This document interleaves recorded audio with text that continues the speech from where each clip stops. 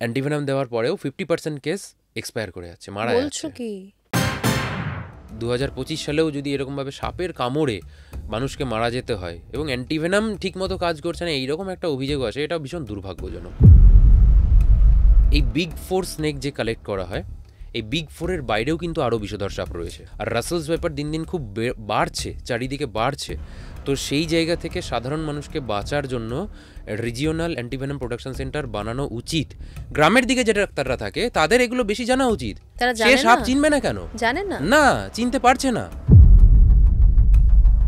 শীতকালে মানুষ ভাবে যে সাপ শীত ঘুমে চলে যায়, হাইবারনেশনে চলে যায়। এটা কি বাস্তবে সত্যি? একদমই মিথ্যে কথা এটা।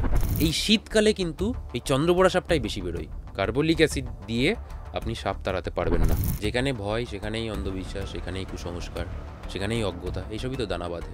নাগমণি এটা একটা বোগাস জিনিস, মানে বেসলেস, ভিত্তিহীন একটা সত্যি হয় না ধারণা। নাগমণি? সম্ভাবনাই নেই। আমাদের লালা কোনোদিনও জমাট বাঁধতে পারে? তাহলে তো আমাদেরও মনি তৈরি হয়ে যাবে। নদীতে কি কোনো বিষাক্ত সাপ থাকতে পারে? না, কিংকোবরার নাম এই কারণে বলা হয় যে ও চট করে মানুষকে বাইট করে না, খুব না উত্ত্যক্ত করলে বা সেই রকম সিচুয়েশনে পড়ে গেলে। বাট অ্যাকচুয়ালি পৃথিবীতে অ্যানাকন্ডা বলে কোনো সাপের প্রজাতি এক্সিস্ট করে না। সত্যি? একদম।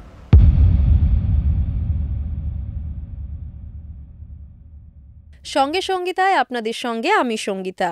আজকের এই পডকাস্টে আমাদের সঙ্গে রয়েছেন স্নেক সেভার ব্রাদার্সের শাশ্বত ঘোষ। এর আগেও শাশ্বত আমাদের পডকাস্টে এসেছে, ওর কাছ থেকে অনেক কিছু জানতে পেরেছি আমরা সাপ সম্বন্ধে। এই পডকাস্টে আরও নতুন নতুন বিষয় নিয়ে আলোচনা হলো। শীতকাল চলে এসেছে, এই শীতকালে কি সত্যিই সাপ থেকে ভয় পাওয়ার কোনো কারণ রয়েছে? সাপ কি সত্যি হাইবারনেশনে যায়? এরকম নানান প্রশ্নের উত্তর খুঁজেছি আমরা আজকের এই পডকাস্টে। আর শাশ্বতর চ্যানেলটা নিয়েও একটা প্রবলেম চলছে, সেটা নিয়েও আলোচনা হয়েছে। শেষ পর্যন্ত শুনুন, অনেক কিছু জানতে পারবেন।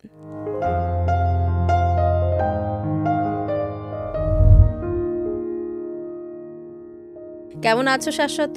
আছি, ভালোই আছি। একটু এখন শরীরটা একটু ডাউন আছে, একটু গলাটা বসে বসে গেছে।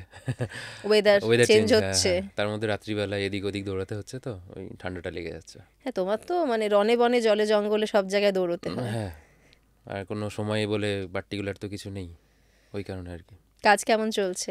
চলছে, বিন্দাস চলছে, চুটিয়ে কাজ চলছে। রিসেন্ট কোনো ইনসিডেন্ট? ইনসিডেন্ট তো হতেই থাকে, হ্যাঁ, এর আলাদা কিছু নেই।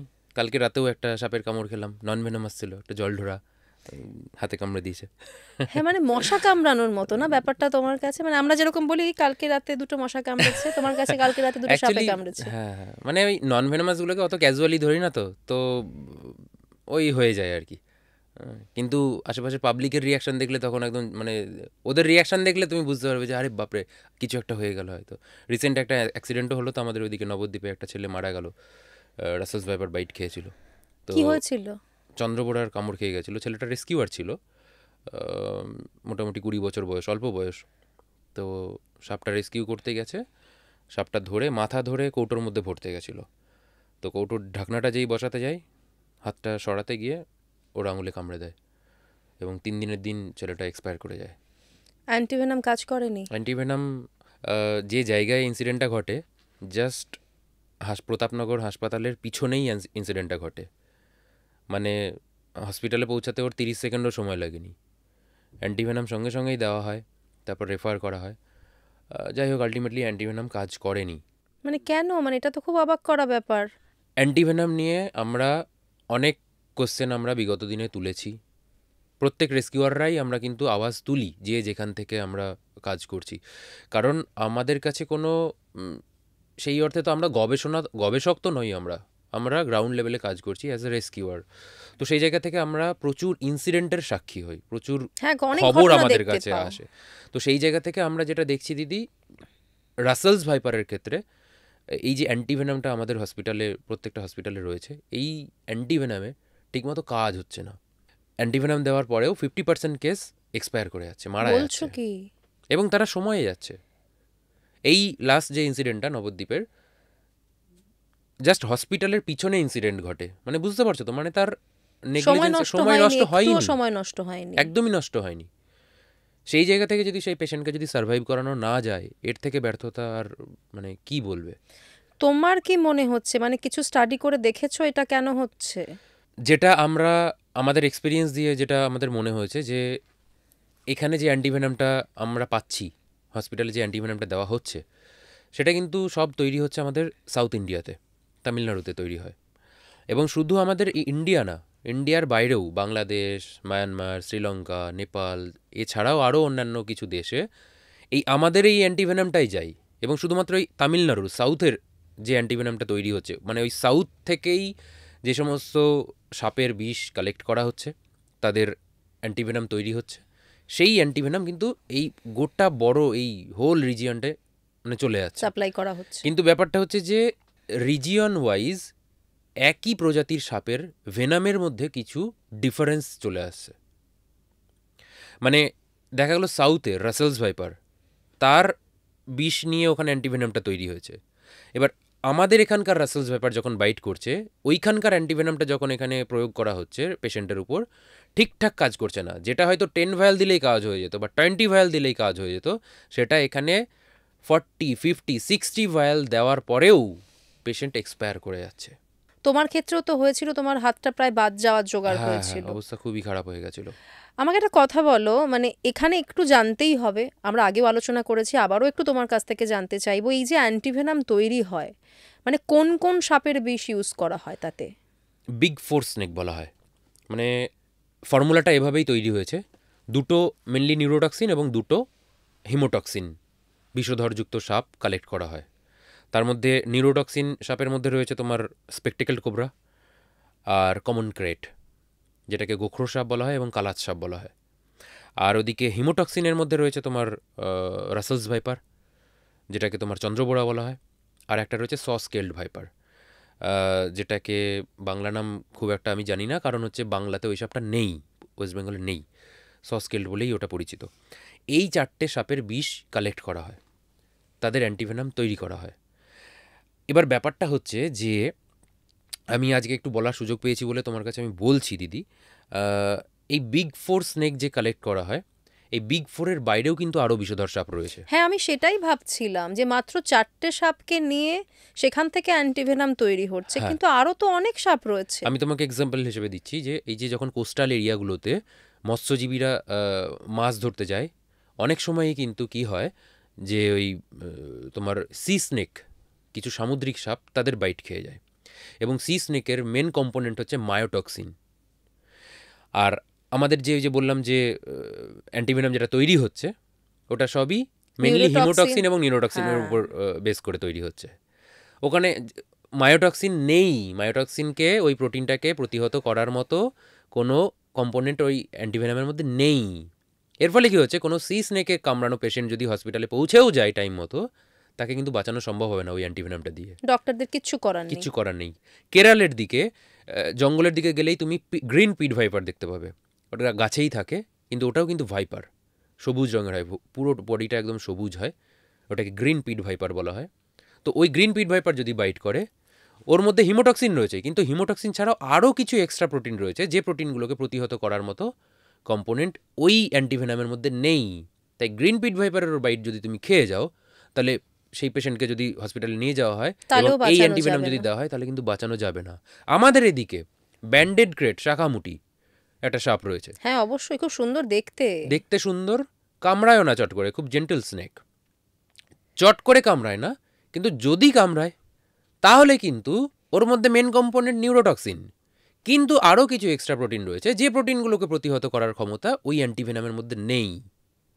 তো এরকম অনেক রিজিয়ন ওয়াইজ অনেক এরকম আরও কিন্তু বিষধর সাপ রয়েছে, যে বিষধর সাপগুলোরও ভেনাম কালেক্ট করে তাদের অ্যান্টিভেনাম তৈরি করা উচিত, ওই বিগ ফোর থিওরি থেকে বেরিয়ে আসা উচিত, এবং রিজিওনাল অ্যান্টিভেনাম প্রোডাকশন সেন্টার করা উচিত।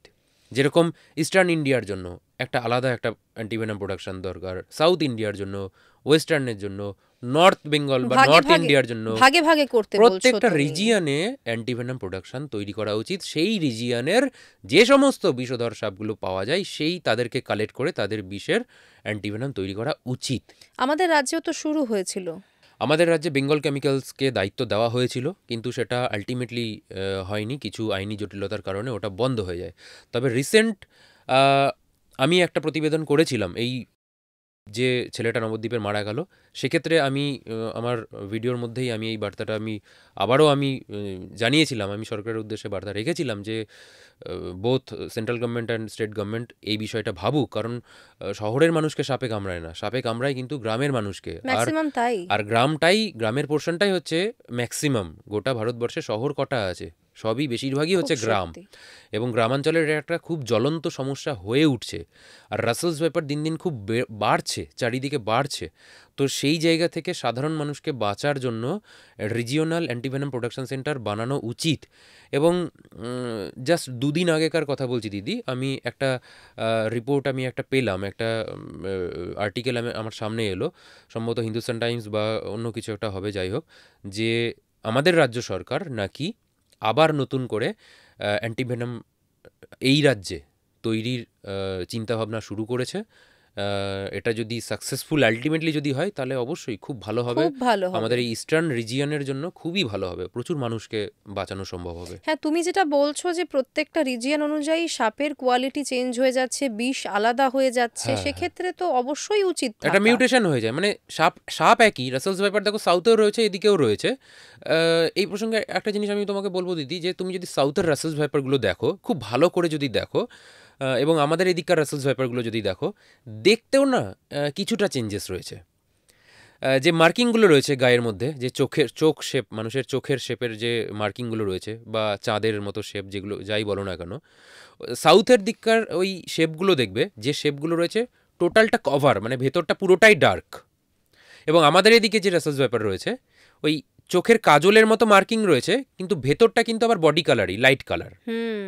দেখতেও কিন্তু একটু ডিফারেন্স আছে, আলাদা অ্যাকচুয়ালি আছে। আমরা যদি ভাবি, দেখো মানে সাপটাও তো একটা প্রাণী। হ্যাঁ, হ্যাঁ, আমরা যদি মানুষগুলোর দিকেও তাকাই, আমাদের এদিকের মানুষ এবং সাউথের মানুষের কিছু পার্থক্য তো অবশ্যই রয়েছে। অবশ্যই, অবশ্যই, অবশ্যই। তো সেক্ষেত্রে কিছু তো চেঞ্জেস হতেই Changes, পারে, হ্যাঁ, আমাদের হ্যাঁ, এগুলো ভাবতে হবে। এবং তুমি যখন বলছো যে অ্যান্টিভেনাম দেওয়ার পরও এবং ছেলেটির হসপিটালের সামনেই ঘটনা ঘটেছে, তারপরও তাকে বাঁচানো গেল না, ভয়ঙ্কর এটা ব্যাপার। ভীষণ জ্বলন্ত সমস্যা। মানে আজকের দিনে দাঁড়িয়ে 2025 সালেও যদি এরকমভাবে সাপের কামড়ে মানুষকে মারা যেতে হয়, এবং অ্যান্টিভেনাম ঠিকমতো কাজ করছে না, এইরকম একটা অভিযোগ আসে, এটা ভীষণ দুর্ভাগ্যজনক।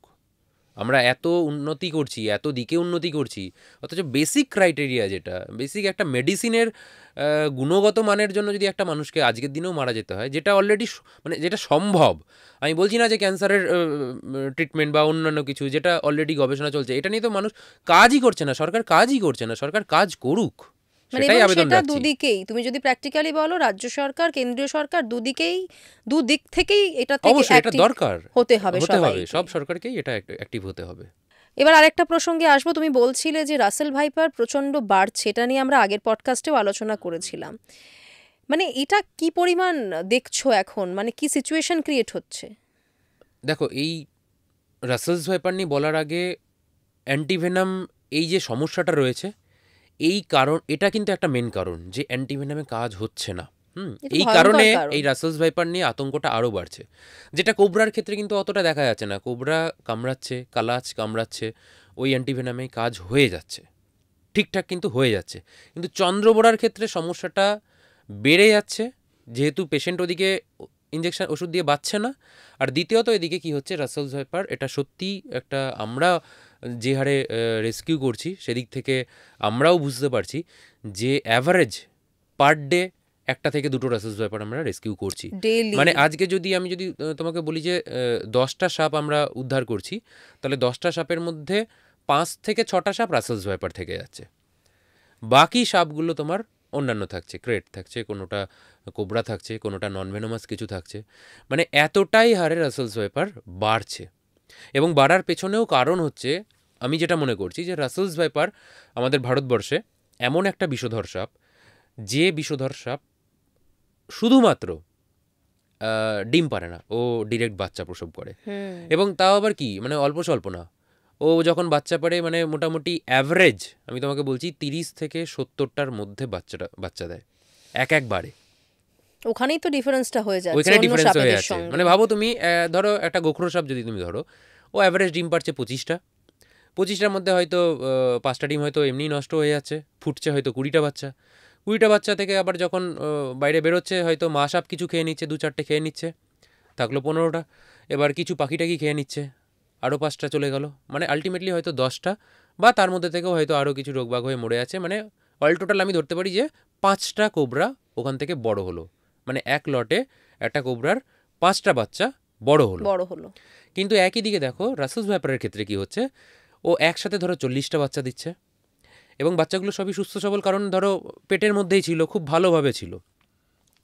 সেখান থেকে হয়তো হার্ডলি কিছু হয়তো মা খেলো, 5টা মা খেলো, 5টা হয়তো পাখিতে খেলো, মানে অল টোটাল 25 থেকে 30টা সার্ভাইভ করে যাচ্ছে, বড় হয়ে যাচ্ছে। মানে রেশিওটা ভাবো জাস্ট, এদিকে একটা কোবরার 5 আর ওদিকে কোথায় 25 বা 30, মানে এই কারণে রেশিওটা এরকমভাবে ব্যাপকভাবে বেড়ে যাচ্ছে। এবং এই সাপের ক্ষেত্রেই অ্যান্টিভেনম ঠিক করে কাজ করছে না, এটা ভয়ঙ্কর একটা সিচুয়েশন হয়ে রয়েছে, এবং এটা সলভ করা দরকার। আরও একটা জিনিস দিদি, মানে কোবরা কি হয়, বেশিরভাগ ডিম পাড়ে মানুষের ঘরবাড়ির আশেপাশে, মাটির ঘরবাড়ি, সেখানে ইঁদুর গর্ত করেছে, ওই গর্তের নিচে ডিম পেড়ে দেয়।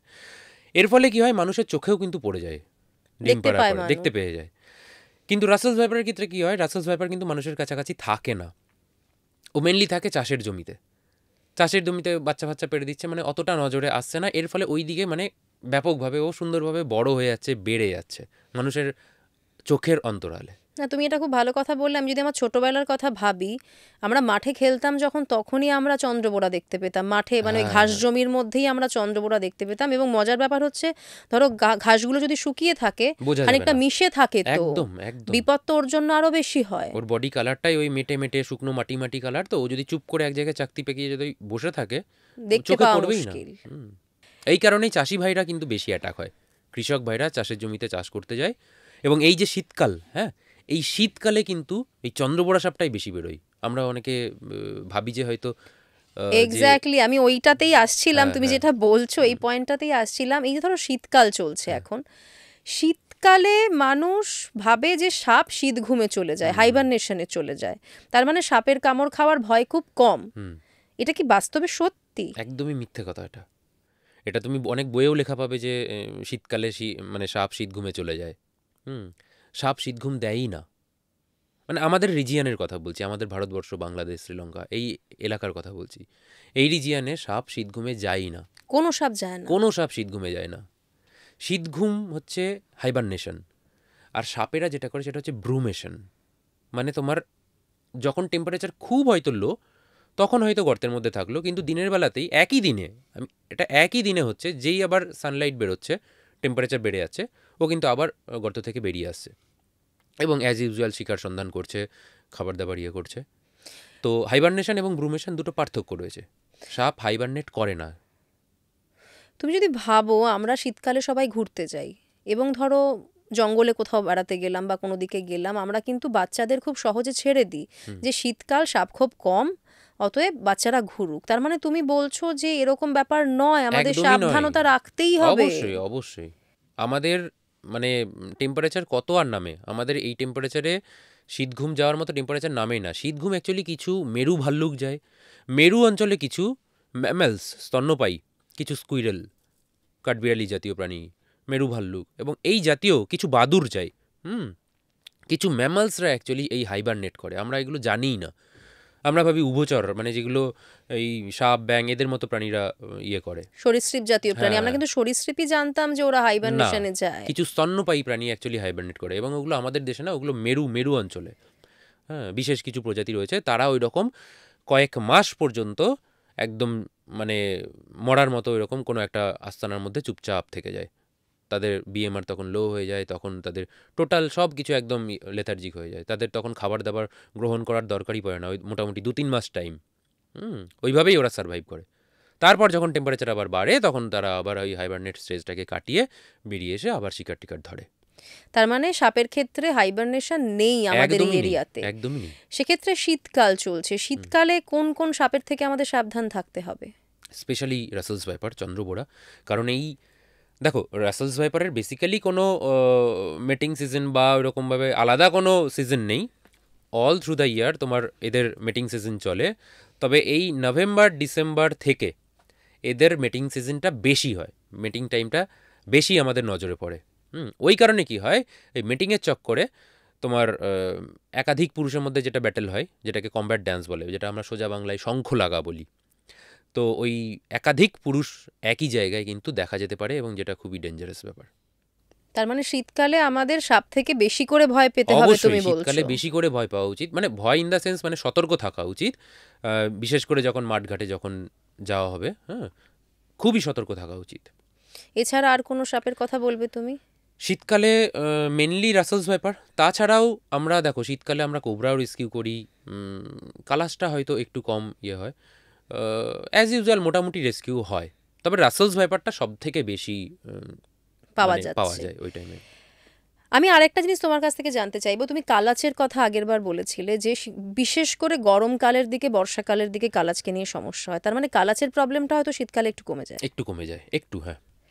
তার মানে গ্রামগঞ্জের দিকে যারা ধরো মাটির বাড়িতে হয়তো মাটিতে শুয়ে রয়েছে, হুম হুম তাদের ভয়টা হয়তো একটু কমলো যে কালাচকে নিয়ে প্রবলেমটা হবে না, কিন্তু সে তার বদলে সে সময় চলে আসছে হ্যাঁ, রাসেল এক একটা ভাইপার। টাইমে কি বলতো দিদি, বছরের মোটামুটি কিছু কিছু টাইম থাকে, কিছু কিছু সাপের প্রকোপটা বেশি থাকে, যেরকম কালাচ, এই যে বললে কালাচের টাইমটা দুর্গাপুজোর একটু আগে থেকে স্টার্ট হয়, শীত শুরুর আগে আগে অবধি থাকে। দেখো সারা বছর তুমি সরীসৃপকে তুমি কোনো সময় তুমি 100% তুমি অ্যাজিউম করতে পারবে না, ওদের বিহেভিয়ার চেঞ্জ হয়, সারা বছর কম বেশি সব সাপই বেরোবে, কিন্তু আমি বলছি যে বেশি আমরা তো রেস্কিউ করি, ওই কারণে আমরা একদম। যেটা আমরা দেখি বেশি, মোটামুটি দুর্গাপুজোর মাসখানেক আগে থেকে মোটামুটি অক্টোবর, হ্যাঁ, নভেম্বর, এই মোটামুটি 2-3 মাস কালাচ, বেশ বড় বড় কালাচগুলো এই টাইমে দেখা যায়, এই টাইমটা ওদের মেটিং সিজন হয় বলে এই টাইমে ওদের মানে বেশি বেশি আমরা দেখা দেখতে যায়। পাই। তার মানে ভাবো আমাদের মধ্যে কত রকমের ভুল ধারণা থাকে। প্রচুর, যেখানে ভয় সেখানেই অন্ধবিশ্বাস, সেখানেই কুসংস্কার, সেখানেই অজ্ঞতা, এইসবই তো দানা বাঁধে। না, এবং আমাদের তো এসব পড়ানো হয়, আমরা তো ছোটবেলায় বইয়ে পড়েওছি এই ধরনের ওইটাই অনেক দুর্ভাগ্য কিছু। আমাদের যে মানে ছোটবেলার ছাত্রবন্ধুগুলোতে আজও সেই দেখি যে একই জিনিস লেখা আছে। ছোটবেলা বাদ দাও, তুমি এই কিছুদিন আগে এক সাবস্ক্রাইবার আমাকে ছবি পাঠিয়েছিল তার বিএডের পাঠ্যপুস্তক, হ্যাঁ, সেখানে পর্যন্ত লেখা আছে যে কেটে গেলে এই 1 ইঞ্চি ছেড়ে 2বার করে বাঁধন দিতে হয়, হ্যাঁ, চিড়ে দিতে হয়, মানে আজব আজব সব গল্প ওখানে লেখা আছে, মানে প্রচুর। তো এক্ষেত্রে আমি বলবো যে এক্ষেত্রেও সরকারের একটা উদাসীনতা পড়ে যাচ্ছে, সরকারের বইগুলো যে পাবলিশার্স যেগুলো রয়েছে তাদের উচিত বইগুলোকে রেকটিফাই করার, যে একই বছরের পর বছর যে একইভাবে সেই প্রিন্ট আউট বেরিয়ে আসছে, সেগুলোকে চেঞ্জ করা উচিত ভাই, একটু খাটা উচিত, মানে জিনিসগুলোকে রেকটিফাই করা উচিত, না না, সত্যি ফ্যাক্টটা জানানো উচিত মানুষকে। সত্যি উচিত, কেননা ধরো ওই বই পড়ে মানুষ তো সময় নষ্ট করবে। ইভেন ডাক্তাররাও তো ভুল জানছে, আমি বলবো যে আমাদের স্বাস্থ্য দপ্তরে ডাক্তারদের মধ্যেও অনেক নলেজ নেই, ডাক্তাররা সাপ চিনতে পারছে না, কেন হবে এটা? গ্রামের দিককার ডাক্তার ভাই, শহরে তো ডাক্তারের তো এই স্নেক বাইট নিয়ে পড়াশোনা করে রিসার্চ করার কোনো দরকার নেই, গ্রামের দিকে যে ডাক্তাররা থাকে তাদের এগুলো বেশি জানা উচিত। তারা সে জানে সাপ না, চিনবে না কেন? জানে না। না, চিনতে পারছে না। এই দেবগ্রামে কিছুদিন আগে একটা অ্যাক্সিডেন্ট হলো, একটা বাচ্চা মারা গেল, কালাত সাপ, বাবা গিয়ে ছবি দেখিয়েছিল, সেই ডাক্তারের আমি বাইট নিয়ে এসেছি, সেই ভিডিও আমার চ্যানেলে রয়েছে, সেই ডাক্তার বলছে লিটারেলি যে সাপটা কি আমরা বুঝতে পারিনি, কালাজ বুঝতে পারে। কালাত সে সাপটা সে চিনতে পারেনি, ভাবো তুমি, একজন ডাক্তার বলছে সেটা, যদিও তাকে অ্যান্টিভেনাম তারা 10 ভাইল দিয়েছে, দিয়ে তারপর রেফার করে দিয়েছে, আলটিমেটলি বাচ্চাটা সার্ভাইভ করেনি। কিন্তু ব্যাপারটা এটাই, কেন ডাক্তারদের ক্ষেত্রে এই কনফিউশনগুলো কেন আসবে? ডাক্তারদেরকে সাপ চেনানো হবে না? ডাক্তারদেরকে এই বিষয়ে ট্রেন্ড করা হবে না? না, এগুলো গ্রামের উচিত, দিকে তো খুব প্রয়োজন। অবশ্যই প্রয়োজন। তো বলছি না, টোটাল ব্যবস্থাটা খুব মানে উদাসীনতায় ভরে রয়েছে, সেই জায়গা থেকে সরকারের এই বিষয়গুলো নিয়ে ভাবা উচিত। না না, ভুল তো মানুষের ভাঙাতে হবে, মানে ভুল না ভাঙালে কি করে হবে, মানে বিপদ তো না হলে হয়েই যাচ্ছে একটার পর একটা। সেটাই তো, ওই কারণে মানে সাপ নিয়ে যে প্রচুর অন্ধবিশ্বাস মানুষের মনের মধ্যে গেঁথে রয়েছে, এই জায়গা থেকে মানে তুমি আমি এই যে এক একটা এপিসোড করে বা আমার ভিডিও দিয়েও মানে পুরো মানুষের মন থেকে দূর করা সম্ভব না। না, সবার হ্যাঁ, কাছে তো পৌঁছচ্ছে সবার কাছে তো পৌঁছাচ্ছে না ব্যাপারটা, যে আমরা যখনই যাই গ্রাউন্ড লেভেলে উদ্ধার করতে, বয়স্ক জেঠু জেঠিমা যারা থাকে, হ্যাঁ, তাদের মন থেকে কিছুতেই আমরা বার করতে পারি না যে আমরা মাটি শুকে সাপ বের করতে পারবো না। ধরো সাপ পাইনি, গেছি কোথাও, হয়তো সাপ হয়তো চলে গেছে, তারা আমাদেরকে রিকোয়েস্ট করে যে একটু মাটি ফাটি শোকো না, সাপুরিয়ারা যেরকম করে, তার মানে অমুক ভাবো। তারা গল্প শোনায় যে অমুক জায়গায় ওরকম সাপুরিয়ারা এসে 2খানা সাপ বের করে দিয়েছিল, তোমরা পারো না। এবার তাদেরকে কি বোঝাবো? আমি বলি না, আমরা অতটা পণ্ডিত হতে পারিনি, কি করব, ব্যর্থতা ওটা আমাদের। মানে মানুষকে বোকা বানিয়ে বানিয়ে মানে ওই বোকা হওয়াটাই অভ্যেস হয়ে গেছে অভ্যাস হয়ে মানুষের। গেছে, হ্যাঁ। মানে অন্ধবিশ্বাসগুলো কি হারে মানে ভেতরে গেঁথে রয়েছে, যে মাটি শুকে ভাই সাপ বার করা যায় না, এটা তাকে তো ওই ওই পজিশনে আমি তাকে হাজার বুঝিয়েও পারবো না, তর্ক বিতর্ক লেগে যায় অনেক জায়গাতে। নাগমণি, নাগমণি বাপরে, হ্যাঁ সেটা নিয়েও তো প্রচুর হিস্ট্রি রয়েছে।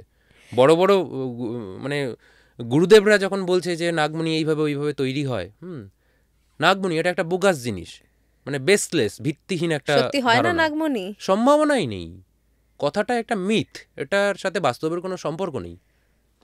অথচ দেখবে কিছু সাপড়িয়া তারা নাকি নাগমণি নিয়ে ঘুরে বেড়ায়, হ্যাঁ, তোমার স্ট্যাটাস দেখে সেটার দাম নির্বাচন হবে, হ্যাঁ, সেটা 500 থেকে 5 লাখও হতে পারে, যে নাগমণি থাকলে নাকি এই হয়ে যায় ওই হয়ে যায়, নাগমণি তৈরি হয় কিভাবে তার নাকি অনেক শর্ত টর্ত থাকে, বীজ জমাট বাঁধে, এত বছর বয়স হতে হবে সাপের, অনেক গল্প টল্প তারা দেবে। নাগমণির গল্প কিন্তু পুরাণেও রয়েছে, তার মধ্যে আবার খুব নামকরা একজন গুরুজি তিনিও বলেছেন, মানে ভিডিও আছে, সেই ভিডিও আছে যেখানে উনি বলছেন যে নাগমণি উনি দেখেছেন। হ্যাঁ, কিন্তু বাস্তবটা হচ্ছে যে এটার কোনো সম্ভাবনাই নেই, এগুলো গল্পে হয়, বাস্তবে নাগমণি বলে কিছু হতে পারে না। যে সাপের বিষ নাকি দীর্ঘদিন ধরে জমাট বেঁধে বেঁধে মাথাতে নাগমণি হয়, সাপের বিষ ওয়ান কাইন্ড অফ লালা, আমাদের যেরকম লালা রয়েছে, মানে বেসিক জিনিসটা বুঝতে হবে, লালা গ্রন্থি আমাদের রয়েছে, খাবার কিছু গেলে যেরকম লালা বেরোয়, তেমনি সাপের বিষটাও ওরকম, ও যখন কোনো শিকার ধরে অটোমেটিক সেই বিষ চলে আসে। আমাদের লালা কোনোদিনও জমাট বাঁধতে পারে, তাহলে তো আমাদেরও মণি তৈরি হয়ে যাবে। কারোর হয়েছে আজ পর্যন্ত? অনেক বয়স্ক বয়স্ক মানুষ 100 বছর পার করে গেছে, তাদের তো হতে পারে যে না এর তো 100 বছর হয়ে গেছে বয়স, এর লালা জমে জমে মাথায় একটা মণি তৈরি হয়েছে, হয়েছে এরকম কোনো মানবমণি? মানবমণি হয়নি। তাহলে নাগের ক্ষেত্রে কেন ভাই এই প্রশ্নটা আসছে যে নাগের মণি তৈরি হয়ে যাবে? অ্যাকচুয়ালি সাপকে আমরা ভয় পাই, তো যে জিনিসটায় আমরা ভয় পাই সেটাকে নিয়ে গল্প তৈরি করা খুব সোজা, খুব সহজ। যখন আমরা আলোচনাই করছি এই যে মানুষের ভুল ধারণা নিয়ে, তখন একটা প্রশ্ন তোমার কাছ থেকে জানতে চাইবো। এই যে ধরো অনেক সময় মানুষ বলে বাড়িতে এই ধরনের গাছ লাগিও না, যেমন ধরো চন্দন গাছ লাগাতে বারণ করা হয়, চাঁপা ফুল গাছ লাগাতে বারণ করা হয়, গন্ধরাজ লাগাতে বারণ করা হয়, কেতকী ফুলও সম্ভবত হ্যাঁ, বারণ করে, যে এই গাছগুলো বাড়িতে লাগালে কিন্তু সাপ আসবে, সাবধান হয়ে যাও, বাড়িতে রেখো না এগুলো।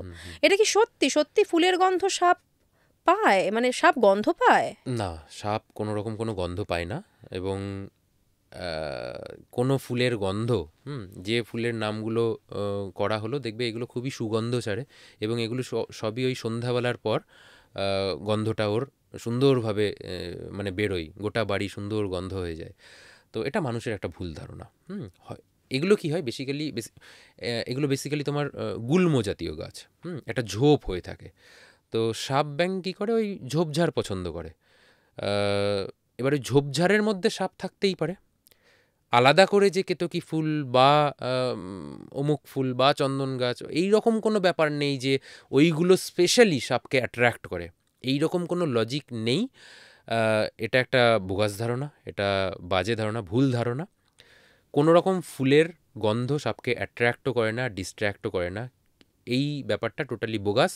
এবং এই প্রসঙ্গে বলে রাখি যে সাপের যেহেতু গন্ধ নেওয়ার কোনো ক্ষমতা নেই, ঘ্রাণ শক্তি নেই, ওই কারণে কার্বলিক অ্যাসিডের ধারণাটাও কিন্তু বোগাস। মানুষ একটা প্রচুর টাকা পয়সা খরচ করে কার্বলিক অ্যাসিড বাড়িতে কেনে বোতল খুলে রেখে দেয়, চারদিকে ছড়িয়ে দেয়, হ্যাঁ আমরা তো সবাই তাই করি, কার্বলিক অ্যাসিডের গন্ধে যাতে সাপ না আসে। তো ওই সেম লজিক, যেহেতু সাপের ঘ্রাণ শক্তি নেই, সাপ গন্ধ পায় না, ওই কারণে কার্বলিক অ্যাসিডের গন্ধেও কিন্তু সাপ আসা বা যাওয়ার কোনো সম্পর্ক নেই। হ্যাঁ, কার্বলিক অ্যাসিড তোমার গায়ে পড়লে তোমারও চামড়া পুড়ে যাবে, সাপের গায়ে পড়লে সাপেরও চামড়া পুড়ে যাবে, কিন্তু যে উদ্দেশ্যে কার্বলিকের বোতলটা খুলে তুমি বাড়িতে রাখো, সেই উদ্দেশ্যটা কিন্তু কোনোদিনও সফল হবে না, যে ওটা আছে বলে সাপ আসবে না।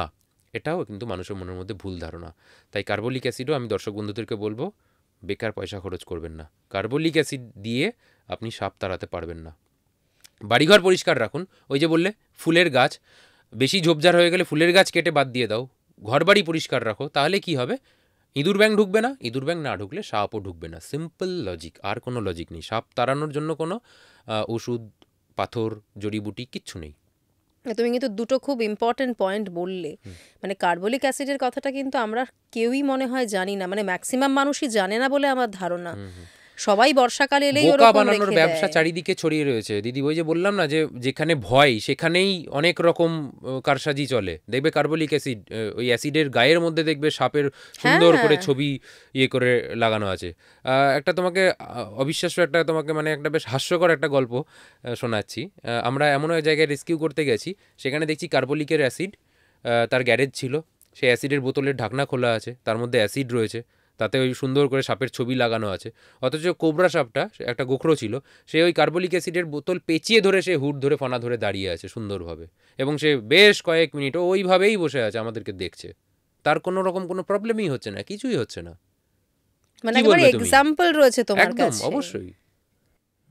কার্বলিক অ্যাসিডে কোনোদিনও সাপ যাবেই না। এবং ওই যে বললাম না, অ্যাট্রাকশন ডিস্ট্রাকশন মানে আকর্ষণ বিকর্ষণের কোনো ব্যাপার নেই এখানে।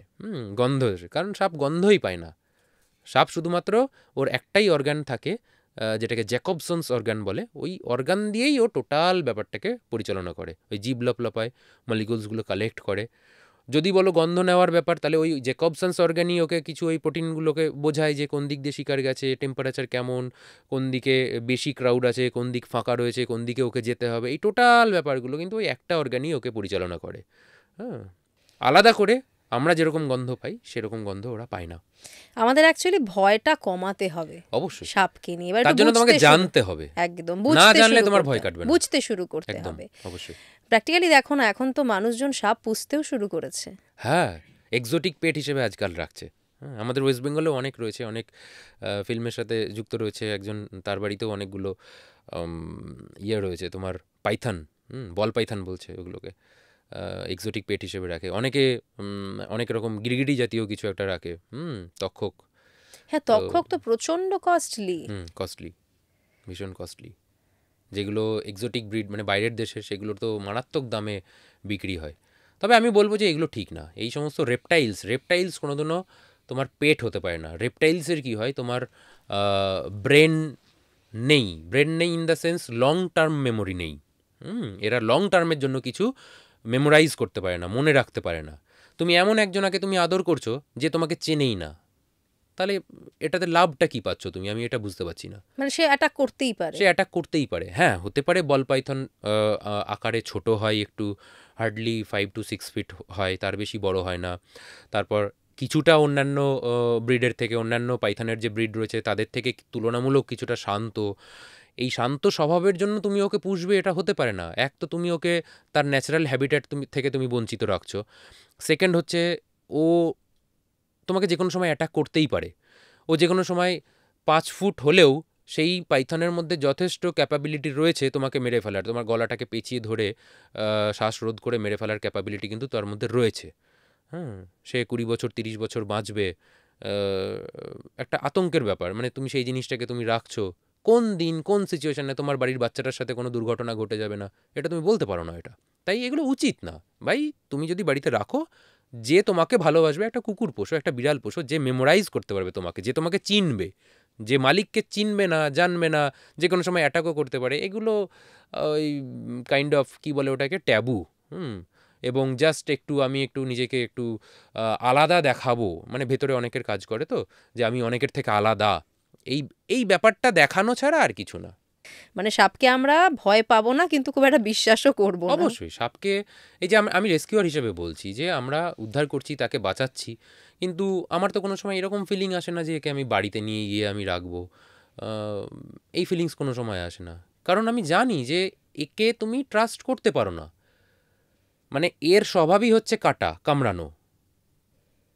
হ্যাঁ, এ যে কোনো সময় কামড়াতে পারে। তো এই যে আমার সাথে যে ইনসিডেন্টটা হলো, চন্দ্রবোড়ার সাপে কামড়েছিল, সাপটা বিষ্ণুর কাছে ছিল। তো আমি বাড়ি ফেরা অবধি ওয়েট করিনি, আমি বিষ্ণুকে বলেছিলাম যে ছেড়ে দে, হ্যাঁ, ভিডিও করে রাখ, ছেড়ে দে, আমার এদিকে আমার সাথে যা হয় হোক, আমি যবে বাড়ি ফিরবো। তো ওর উপর রাগ করে লাভ নেই, ও ওয়াইল্ড অ্যানিম্যাল, ওর কাজ করেছে, ওর স্বভাবই হচ্ছে কামড়ানো। তো সেই জিনিসটাকে তুমি বেকার বাড়িতে কেন রাখবে, শুধুমাত্র নিজেকে একটু শো অফ করার জন্য? কোনো লজিক দরকার নেই, নেই। কোনো লজিক নেই। সাপ নিয়ে যেমন ধরো অনেক আমাদের কুসংস্কার রয়েছে এখনো সমাজে, কিন্তু সাপ নিয়ে অনেক প্রশ্নও রয়েছে, যে প্রশ্নের উত্তরগুলো আমরা কন্টিনিউয়াস খুঁজি। তোমার মতো মানুষদের সামনে পেলে একটু সুবিধা হয়, ভালো করে উত্তরগুলো পাওয়া যায়। বিষাক্ত সাপ আর নির্বিষ সাপ, এই পার্থক্যটা কিন্তু আমরা এখনো ঠিক করে করে উঠতে পারি না। ধরো কোনো সাপের কামড় খেলেই আমরা মনে করি এবার মানে মৃত্যু তো হবেই, কিন্তু তোমার এই যে হাতের দিকে তাকালাম একটু আগে, তুমি দেখাচ্ছিলে যে তোমাকে সাপে কামড়েছে। কালকে রাত্রিবেলাতেই হলো। হ্যাঁ, এবার নির্বিষ সাপ তোমার কাছে মশা কামড়ানোর মতো, কিন্তু আমাদের মতো সাধারণ মানুষের কাছে এটা খুব ভয়ের ব্যাপার। একটু বুঝিয়ে বলো এটা। এর জন্য আমার ভিডিও দেখতে হবে, প্রথমে বলি, ঠিক আছে? আমরা দেখি। হ্যাঁ, তো সাপ চেনার জন্য আমার ভিডিও দেখতে হবে।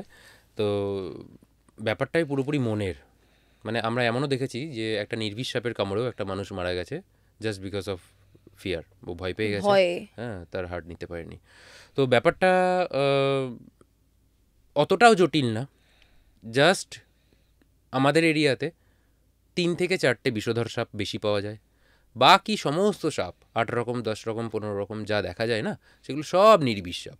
যেরকম ঘরে যেটা থাকে ঘরচিতি, হ্যাঁ, ফাটল ফোটলের মধ্যে দেখবে থাকে, ছোটোখাটো হয়, বাদামি বর্ণের। আমি এরকম প্রচুর কল পেয়েছি, ওই ঘরচিতিকে চন্দ্রবোড়া বলে কল করছে। একটু বড় সড়ো ঘরচিতি হয়তো। হ্যাঁ হ্যাঁ হ্যাঁ, বড় সড়ো বলতেও সে খুব বেশি বড় হলে এই এতটা বড় হবে, এর বেশি বড় কিন্তু ঘরচিতি কিন্তু হয় না, হার্ডলি 1 থেকে 1.5 ফুট।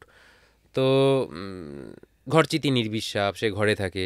জলঢোরা, কালকে যেটা রাত্রিবেলায় ধরতে গেছিলাম, হ্যাঁ, ক্যাজুয়ালিই ধরতে গেছিলাম, মানে আমরা নর্মালি গ্লাভস ব্যবহার করি, কারণ জলঢোরা হচ্ছে খুব কামড়ায়, খুব অ্যাগ্রেসিভ একটা সাপ, কিন্তু তার বিষ নেই। কিন্তু তার বিষ নেই, কোনো রকম কোনো বিষ নেই, কিন্তু কামড়ে ধরে খুব। এখানে এই যে মার্ক হয়ে গেছে পুরো, এই একটা উপরের জ আর এটা নিচের জ, হ্যাঁ, পুরো একদম পুরো পাটিটা একদম সুন্দরভাবে ধরে নেয়। দাঁতগুলো খুব ছোচালো ছোচালো হয়, ব্লিডিং হয়। তো জলঢোরা জলের সাপ, ও জলে থাকে, নির্বিষ সাপ। জলের মধ্যে অনেক সময় আর একটা সাপ দেখা যায়, জল মেটেলি বলে বা কানা মেটেলি বলে। সে কিন্তু আবার সরাসরি বাচ্চা দেয়। আমাদের ভারতবর্ষে 2টো সাপই রয়েছে, বিষধরের মধ্যে চন্দ্রবোড়া, আর নির্বিষের মধ্যে ওই মেটেলি, জল মেটেলি, ওটাও নির্বিষ সাপ। তারপর তোমার দাঁড়ার সাপ বিরাট বড় বড় হয়, 8 ফুট 10 ফুট লম্বা লম্বা হয়, দেখলে ভয় লাগে, কিন্তু দেখলে ভয় লাগে, অনেকে ঢ্যামনা সাপ বলে, সেটাও নির্বিষ সাপ হয়। হেলে সাপ ছোট ছোট হয়, এখন কমে গেছে, দেখা যায় না। এখন খুবই কমে গেছে, সেটা নির্বিষ সাপ। বেতাছড়া গাছে গাছে ঘুরে, অনেকে ওটাকেই লাউডগা বলে, যদিও লাউডগা আমাদের নদিয়া জেলাটাই পাওয়া যায় না, বাঁকুড়া, বীরভূম, মেদিনীপুর এই সমস্ত সাইডে পাওয়া যায়, কিন্তু একই প্রজাতির। লাউডগাটা পুরো সবুজ হয়, বেতাছড়াটা একটু অন্যরকম রং হয়, ব্রোঞ্জের মতো কালার হয় উপরের দিকটা, কিন্তু এগুলো সব হচ্ছে গাছের সাপ, স্পিডে চলে, খুব না স্পিডে চলে, ভীষণ সরু হয়, বেতের মতো একদম সরু হয় লেজের দিকটা, ওই কারণে বেতাছড়া বলে। গাছে গাছেই ঘোরে, কখনো কখনো ডিম পাড়ার জন্য ঘরের ফাটল ফোটলের মধ্যে ঢুকে যায়। তো এগুলো সব কিন্তু নির্বিষ, মানে তুমি আশেপাশে বেশিরভাগ সাপই দেখবে তুমি নির্বিষ। এবার বিষধর কটাকে তুমি চিনে রাখো, আইডেন্টিফাই করে রাখো, তাহলেই তো মানে ঝামেলা মিটে যায়, তাহলেই তো আর ওই আতঙ্কের ব্যাপারটা আসে না যে বাবারে বাবারে সাপে কামড়ে দিয়েছে। কালকে সন্ধ্যাবেলায় আমাকে কামড়ে দিয়েছে, যেন পাশ থেকে কিছু মহিলা এমন ভাব দেখাচ্ছিল যেন ওদেরকে কামড়ে দিয়েছে। বাবা তোমার কিছু হবে না তো, বাবা তোমার কিছু হবে না তো, একটু বসো, ইয়ে করো, হাসপাতালে যাবো, মানে এই ধরনের একটা ব্যাপার। তাদেরকে মানে আমি কি বোঝাবো, মানে তারা আমাকে উল্টে আরও মানে পাজল করে দিতে চাইছে। হ্যাঁ, প্লাস ওই নবদ্বীপের ইনসিডেন্টটা কিছুদিন আগেই হয়েছে, ওটা খুব ভাইরালও হয়েছে। তো ওই কারণে তাদেরকে আমি বোঝাতেই পারছি না যে মাসিমা এটা জলঢোরা সাপ, আমি ক্যাজুয়ালিই ধরলাম, আমি চাইলে ওকে মাথা চেপে ঠিক করে আমি নিতে পারতাম, কিন্তু একটু ক্যাজুয়ালি ওটা হ্যান্ডেল করলাম বলে কামড়টা খেললাম, কিন্তু অসুবিধা নেই, এগুলো নির্বিষ সাপ, কোনো ব্যাপার নেই, কোনো রকম কোনো সমস্যা নেই। তো এই আর কি, মানে আতঙ্ক তোমাকে দূর করতে হবে, আতঙ্ক দূর করার জন্য সাপ চিনতে হবে, সাপ চেনার জন্য আমার ভিডিও দেখতে হবে। তো তোমার এই যে বিষধর সাপ রয়েছে, তুমি কয়েকটাই আছে বলছো, সেটা একটু বুঝিয়ে বলো, কারা কারা রয়েছে, কাদের দেখে আমাদের সত্যি ভয় পাওয়া দরকার, সাবধান হওয়া দরকার। বেঙ্গলে, আমি পশ্চিমবঙ্গ দিয়ে বলি, একদম আমাদের রাজ্যের কথাই জানতে চাইছি। আমাদের ওয়েস্ট বেঙ্গলে প্রথম হচ্ছে স্পেকটেকেলড কোবরা, ফনা ধরা সাপ, ফনা থাকে এবং পেছনের দিকে যে স্পেকটেকেলড মানে একটা চশমার মতো শেপ থাকে, মানুষের চশমা যেরকম থাকে, ওটাকে আমরা ইউ বা ভি লেটারের সঙ্গে তুলনা করি। ফনার পিছন দিকটা দেখলেই বোঝা যায় স্পেকটেকেলড কোবরা। আর একটা আছে মনোক্লেড কোবরা, সেও ফনা ধারণ করে, বাট পেছন দিকটা ও শেপ থাকে, গোল। তো এই দুটো ফনাধর সাপ রয়েছে আমাদের ওয়েস্ট বেঙ্গলে, বিষধর এরা। আর রয়েছে তোমার রাসেলস ভাইপার, চন্দ্রবোড়া। চন্দ্রবোড়া। আর রয়েছে তোমার কমন ক্রেট, কালাচ সাপ। কালাচের তো অনেকগুলো ভাগ আছে। কালাচের আবার অনেকগুলো ভাগ রয়েছে। কমন ক্রেটটাকে কেন বললাম না, কমন ক্রেট বেশি অ্যাট্যাক করে। আর যে ভাগগুলো রয়েছে সেগুলোর মধ্যে বেশি রয়েছে তোমার মানে ব্যান্ডেড ক্রেট এবং তোমার সিন্ধ ক্রেট, ওয়ালস ক্রেট, এগুলো কম পাওয়া যায়। তার মানে এগুলো- দেখো, মানে শাখামুঠি, এই তুমি এটাকে বলছো ব্যান্ডেড ক্রেট। শাখামুটিটা হচ্ছে ব্যান্ডেড ক্রেট। শাখামুঠি কি সত্যি এখন আর দেখা যায় খুব বেশি? শাখামুটি খুব বেশি দেখা যায় না, কমে গেছে বলেই তো চন্দ্রবোড়া এত বেড়ে গেছে। এই যে চন্দ্রবোড়ার এত বাড়বাড়ন্ত, হ্যাঁ, মানুষই তো শেষ করে দিয়েছে। মানুষ একসময় শাখামুটিকে ব্যাপকভাবে মেরেছে। কারণ কি, শাখামুটি ওই দাঁড়াসের মতো 8 ফুট 10 ফুট লম্বা লম্বা হয়, খুব শান্ত স্বভাবের হয়, খুব সুন্দর দেখতে হয়, হলুদ কালো ব্যান্ড ব্যান্ড ব্যান্ড একদম ব্যান্ড। তো ওই কারণ, আর এরা নিশাচর সাপ হয়। রাতের মধ্যে ওই হলুদ কালো ব্যাপারটা, চকচক হালকা করে আলো ওঠে। পড়লেই একদম গাটাও খুব গ্লসি, ভীষণ চকচকে, মানে খুব মানুষের চোখে পড়ে যায়। আর মানুষ তো বোঝোই, মানে চোখে পড়েছে মানে তাকে মারতে হবে। তো ওই করে করে ওই চক্করে কি হয়েছে, শাখামুটি আজকে বিলুপ্ত প্রায় একটা সাপে পরিণত হয়েছে। আর যেহেতু শাখামুটি বিলুপ্ত হতে বসেছে, ওই কারণে কি হবে, শাখামুটি তো শুধুমাত্র বিষধর সাপই খায়, মেনলি চন্দ্রবোড়া আজকে ব্যাপক হারে বেড়ে যাচ্ছে, হু হু করে বাড়ছে। শাখামুটি যদি থাকতো তাহলে চন্দ্রবোড়ার এই এত বাড়বাড়ন্ত বাড়বাড়ন্ত হতো হতো না। না। আর সিন্ধু কালাচের কথা তুমি বলছো, এটা কোথায় পাওয়া যায়? সিন্ধু কালাচ হচ্ছে কমন ক্রেটের থেকেও আরও মারাত্মক বিষধর। মানে আমরা তো বলি যে সাপের মধ্যে সব থেকে বিষধর কালাচ সাপ। দেখো, এগুলো খুব সহজভাবে বলি, কারণ যাতে মানুষ সহজভাবে বুঝতে পারে। এবার এই কালাচের মধ্যেও ভাগ হচ্ছে একটা তোমার সিন্ধু কালাচ নর্মাল কালাচের থেকে আরও অনেক বড় হয় আকারে, দাঁড়াসের মতো বড় বড় হয়। কিছু তোমার নর্দার্ন রিজিয়নগুলোতে রয়েছে, কিছু ওয়েস্টার্ন রিজিয়নগুলোতে রয়েছে। এমনি সমভূমিতে অতটা সিন্ধু কালাচ নেই, পাহাড়ি জায়গায় আছে, পাহাড়ি জায়গাগুলো। আমাদের নর্থ বেঙ্গলের নর্থ পাহাড়ে। বেঙ্গলের দিকগুলোতে সিন্ধু কালাচ রয়েছে। হ্যাঁ, অনেক সাবস্ক্রাইবার আমাকে ছবি তুলে তুলে পাঠায়, দাদা এটা দাঁড়াস সাপ না কালাচ সাপ। আমি বলি ভুল করেও কাছে যাবেন না, ওটা সিন্ধু কালাচ। দাঁড়াস আর ওই সিন্ধু কালাচের মধ্যে প্রচুর গুলিয়ে ফেলে মানুষ। পার্থক্যটা কি রয়েছে আমরা কি করে পার্থক্য বুঝবো? সেইভাবে যদি তুমি খুব ভালো করে সাপ চেনো তবেই বুঝতে পারবে, আদারওয়াইজ কিন্তু বুঝতে পারবে না। এতটাই ক্লোজ ওরা। দাঁড়াস আর সিন্ধু কালাচ বডি দেখে, ওই আধো আলো অন্ধকারে তুমি দেখে বুঝতেই পারবে না, যদি না খুব বেশি তুমি এক্সপার্ট টাইপের কিছু হও। তোমার যদি সাপ সম্পর্কে জ্ঞান যদি না রাখো, তুমি বুঝতে পারবে না। অতটাই বড় অতটাই হয়? ক্লোজ, অতটাই বড় হয়, সেম সাইজ হয়ে যায়, সেম স্ট্রাকচার হয়ে যায়। কিন্তু কি, দাঁড়াস হচ্ছে একদম নির্বিষ, আর সিন্ধু কালাচ হচ্ছে মারাত্মক লেভেলের বিষধর। এই যে কমন ক্রেট কালাচের কথা বলছি, তো ছোট ছোট হয়, কালাচের 1 মিলিগ্রাম বিষ লাগে একটা মানুষকে মারার জন্য, আর সিন্ধু কালাচ তারও 10 ভাগের 1 ভাগ, মানে 0.1 মিলিগ্রাম। মারাত্মক লেভেলের বিষধর। তার মানে ভাবো, নর্থ বেঙ্গলের পাহাড়ে পাহাড়ে ঘুরে বেড়াই, জানিও না কি অপেক্ষা করছে। না দেখো, তবে ওই যে বলছি যে এই ইনফরমেশনগুলো দিচ্ছি মানুষকে জানানোর জন্য, আতঙ্ক ছড়ানোর জন্য না। এগুলো আমি জানাচ্ছি মানে যে তুমি এখন পাহাড়ে যাওয়া কি বন্ধ করে দেবে? না না, অবশ্যই নয়, একদমই কোনো না। কিছুর জন্য বন্ধ করব না। কেউই পাহাড়ে যাওয়া বন্ধ করবে না এই আতঙ্কের জন্য। না, কারণ একটুখানি সাবধান হয়ে যাব, সতর্ক হয়ে যাব। হ্যাঁ, ধরো কোনো সাপ দেখলাম, আমাদের কিন্তু একটা টেন্ডেন্সি আছে, ভীষণ বড় সাপ একটা দেখলাম, আমরা ভেবে ফেলি এটা দাঁড়াস, যারা বুঝি না। এইটুকু সবাই জেনে গেছে যে দাঁড়াসটা এখন নির্বিষ সাপ। তুমি যেটা বললে, তার মানে সাপ দেখলে একটু দূরত্ব মেনটেন করতে হবে। অবশ্যই না জানলে, সাপ সম্পর্কে না জানলে অবশ্যই দূরত্ব মেনটেন করা উচিত। তবে এক্ষেত্রে তুমি যেটা বললে, পাহাড়ে যে সিন্ধু কালাচটা যেটা দেখা যাচ্ছে পাহাড়ি এলাকায়, সিন্ধু কালাচ কিন্তু টোটালি মিড নাইট স্নেক। দিনের বেলায় বেরোবে না, দিনের বেলায় তুমি ওকে দেখতেই পাবে না। আর অপরপক্ষে দাঁড়াস যেটা, সে কিন্তু শুধুমাত্র দিনের বেলাতেই বেরোয়, ও রাতের বেলায় বেরোয় না। এটা একটা পার্থক্য, এটা একটা প্লাস পয়েন্ট, মানে তোমার আইডেন্টিফাই করার জন্য এটা একটা সুবিধা হবে। হ্যাঁ, এবং পাহাড়ে নর্মালি কিন্তু রাতের দিকে মানুষ খুব একটা জঙ্গলে যায় না, এটা একটা ভালো ব্যাপার। অতএব ভয়ের কারণ খুব একটা নেই, কিন্তু আমাদের জেনে রাখতে হবে। তুমি যেভাবে বললে, এটা মাথায় রাখা তো অবশ্যই উচিত। এই যে ধরো আমরা সমুদ্রের দিকগুলোতে যাই, তুমি বললে যে সামুদ্রিক কিছু সাপ রয়েছে, তারা অনেক সময় মায়োটক্সিন তাদের মধ্যে রয়েছে, তারা কামড়ে দিচ্ছে। তো আমরা যারা ধরো সমুদ্রে স্নান করতে যাচ্ছি, এখন অনেকে ওয়াটার অ্যাক্টিভিটি করতে সমুদ্রের মধ্যে যাই, তাদেরকে কিছু সাবধানতা নেওয়া উচিত? না, আলাদা কিছু সাবধানতা এক্ষেত্রে আমি নিতে বারণ করব, কারণ এক সময় দেখবে ইয়েলো বেলি সি স্নেক নিয়ে একটা মারাত্মক একটা আতঙ্ক ছড়িয়ে গেছে। আমরা আগেও আলোচনা করেছি এটা নিয়ে। আমাকে প্রচুর সাবস্ক্রাইবার ফোন করে করে জিজ্ঞাসা করতে যে দাদা আমরা কি যাব সমুদ্রে। তো ব্যাপারটা কিছুই না, সামুদ্রিক সাপ সমুদ্রে থাকে, তারা কিন্তু সমুদ্রের গভীরে থাকে, তারা উপকূল এলাকায়। আমরা স্নান করি একদম কাছাকাছি। কাছাকাছি, ওই লেভেলে সামুদ্রিক সাপরা থাকে না। ওরা পুরো লাইফ স্প্যানটাই জলে কাটে, ওদের জন্ম থেকে মৃত্যু। তার মধ্যে যদি কোনো সাপ হয়তো দুর্বল হয়ে গেল, অসুস্থ হয়ে গেল, তখন কি হয়, ওই ঢেউয়ের তালে তালে হয়তো চলে আসতে পারে উপকূলে। এটা খুব ন্যাচারাল একটা ঘটনা, এটা কিন্তু আলাদা কিছু ঘটনা না।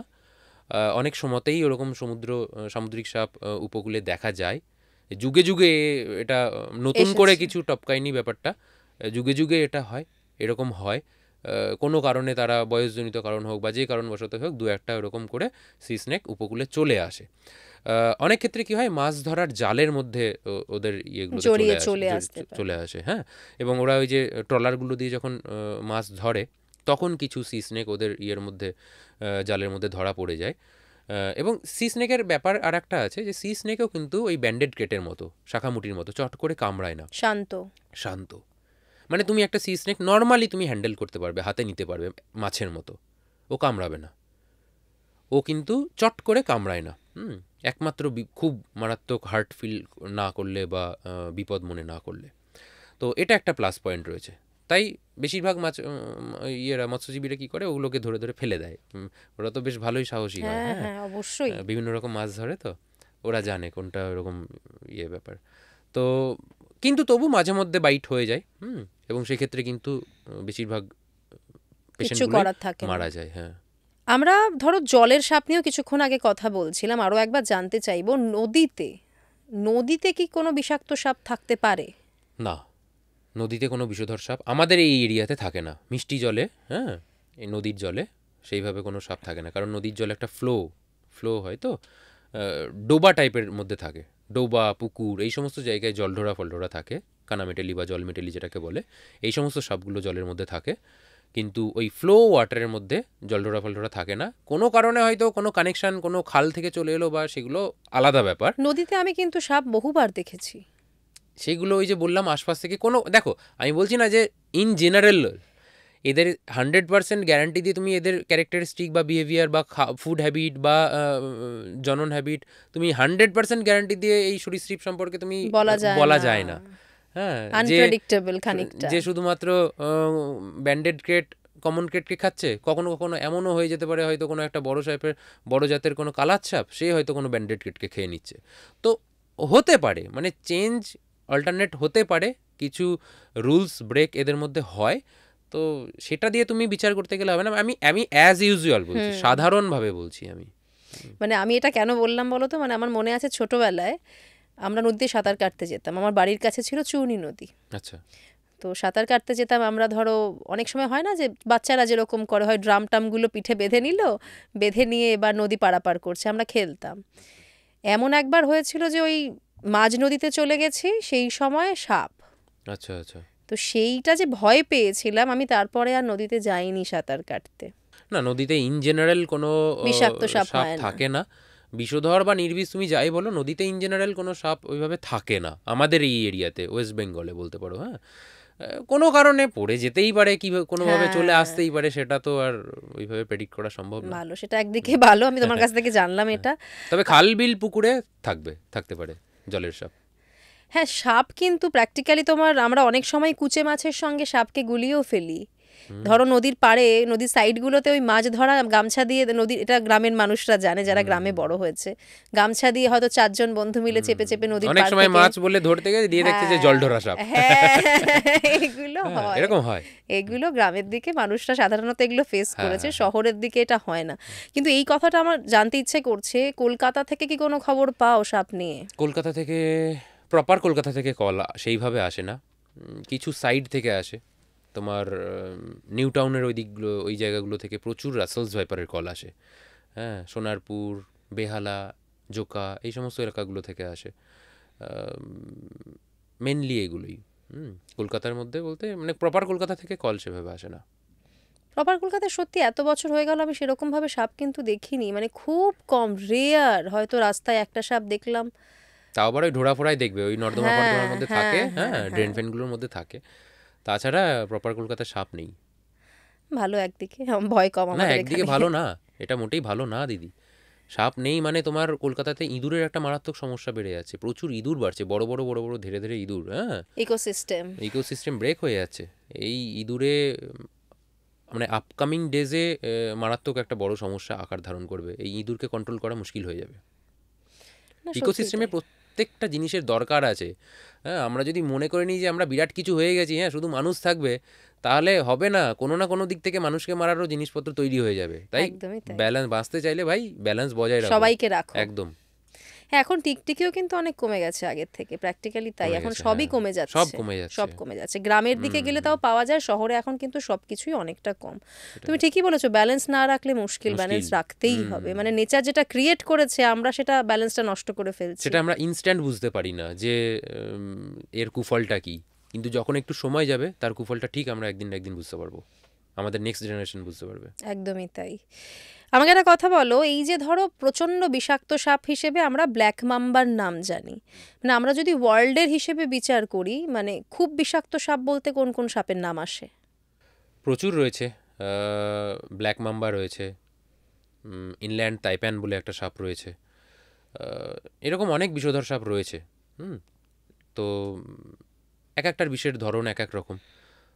তো এই দুটো নিয়েও অনেকে বিতর্ক রয়েছে যে ব্ল্যাক মাম্বা নাকি ইনল্যান্ড তাইপ্যান। সবাই বিষধর, মানে সবারই দেশেই একদম আছে। মারণ বিষ একদম ঢেলে দেয়।